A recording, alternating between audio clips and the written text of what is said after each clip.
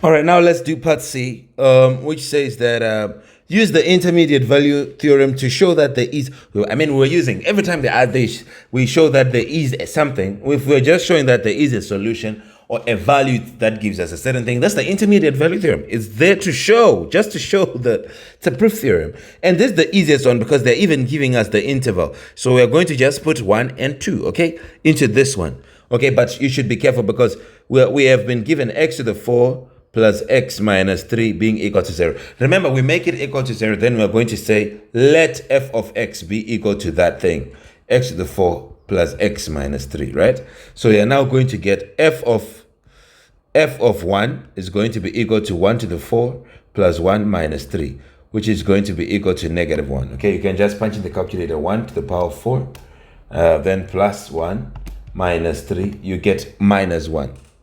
Because 1 to the power of anything is just a 1. Plus another 1 makes it 2. Minus 3 is a minus 1. Now we can then get, you punch in the calculator just to be careful.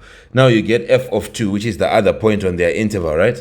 This is going to be 2 to the 4 plus 2 minus 3. So we just punch, open bracket 2 to the power of 4, close bracket, okay? Let me do it again. Open bracket 2 to the power of 4, close bracket. Then plus 2 minus 3 is equal to 15. So here it is going to be equal to 15.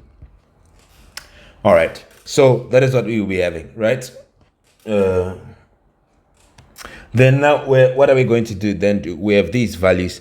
So one, you can see that one is negative and the other one is positive. So you can now just say, since f of 1 is less than 0, which is less than f of 2, that means, remember that the root of the solution is when it's giving you an answer of 0. So you have proved that 1 is going to be less than 0, the other one bigger than 0. So there has to be 1 which is equal to 0 in that interval. So you can say, since f of 1 is equal to this, then you can say, by intermediate value theorem, IVT, there is a value C such that f of C is equal to 0. Okay? In the interval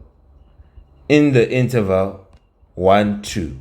Okay, that means from 1 to 2. Or you can say between x equal to 1 and x equal to 2. That's just what it is. And you'll be done. And that is how you have proved. You have just found that 1 is negative, the other one is positive, so 1 is going to be 0. That's so easy, right?